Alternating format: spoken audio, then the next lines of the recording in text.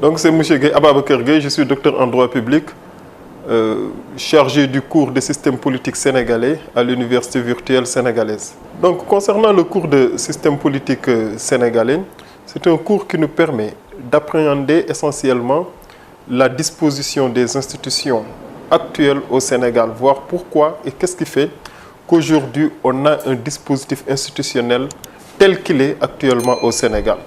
Alors pour ce faire, il nous permet de voir différents éléments qui ont été à l'origine ou qui sont la cause du dispositif actuel institutionnel sénégalais. De ce point de vue donc, il s'agira de prendre en compte à la fois des éléments juridiques et non juridiques.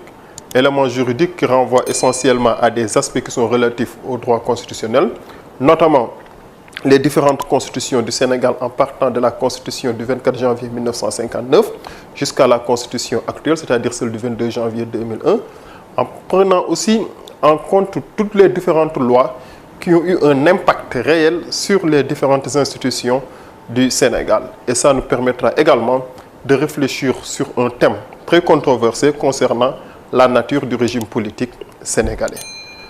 Il permettra aussi également de prendre en compte des aspects qui ne relèvent pas du droit, qui ne sont pas juridiques, mais qui ont un impact sur ce droit constitutionnel, qui ont un impact sur les institutions du Sénégal.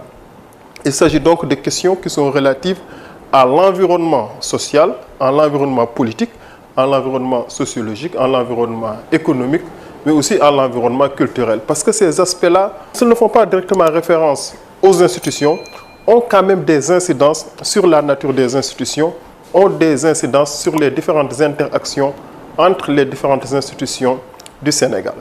De ce point de vue donc, il s'agira de s'inscrire dans une perspective historique qui nous semble être la plus pertinente. Alors, à partir de ce moment, il va falloir qu'on essaye de voir le Sénégal post-Deuxième Guerre mondiale, c'est-à-dire au sortir de la Deuxième Guerre mondiale. On va essayer d'appréhender des éléments ou des événements qui ont mené le Sénégal à l'indépendance. Notamment, il y a eu de manière chronologique la loi cadre de 1956 avec l'autonomie interne. Il y a eu la communauté franco-africaine qui découlait de la Constitution française de 1958. Et il y a eu aussi la Fédération du Mali qui a été un moment où on a essayé de mettre en place, ici au niveau de l'Afrique de l'Ouest, un cadre fédératif entre essentiellement le Sénégal et le Soudan occidental. Au sortir de cette fédération, on en est arrivé à l'indépendance du Sénégal avec la Première République. Première République donc qui est portée par la Constitution sénégalaise de 1960. Cette Première République sera relativement éphémère, 2 ans. 2 ans, ou plutôt 3 ans. 3 ans parce que la Première République prendra fin à partir de 1963. Mais 2 ans pendant lesquels on a eu une diarchie à la tête de l'État entre le président Senghor et le président Mamadou Dia. Diarchie qui a abouti à une crise qui aura comme principale conséquence en fait la fin de cette Première République. On verra essentiellement les différentes péripéties qui ont mené à cette crise.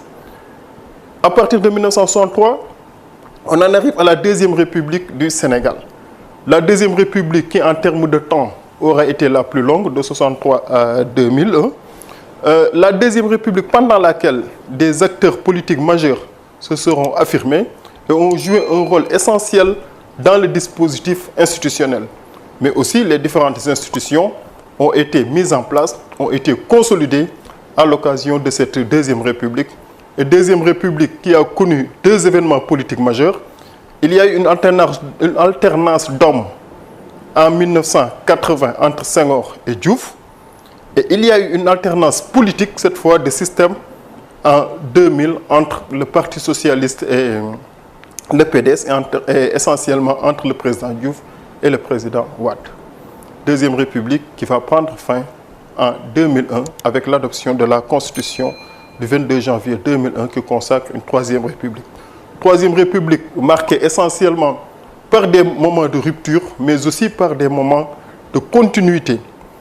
Rupture et continuité, rupture essentiellement par rapport à des modes de gestion rupture par rapport à un système qui était là depuis 40 ans, mais aussi continuité par rapport à certains aspects qu'on va retrouver dans cette Troisième République, notamment le rôle majeur joué par les différentes forces politiques, les mouvements religieux essentiellement, les partis politiques, les mouvements féministes, mais aussi continuité par rapport à des aspects qui ne semblent pas toujours relever d'une certaine orthodoxie du point de vue de la gestion du pouvoir.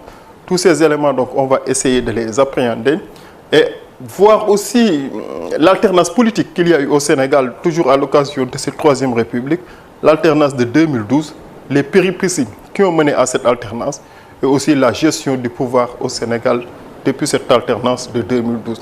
Donc l'ensemble de ces éléments nous permettront de mener une analyse globale de la situation politique institutionnelle du Sénégal de 1945 à 2015. Je vous remercie.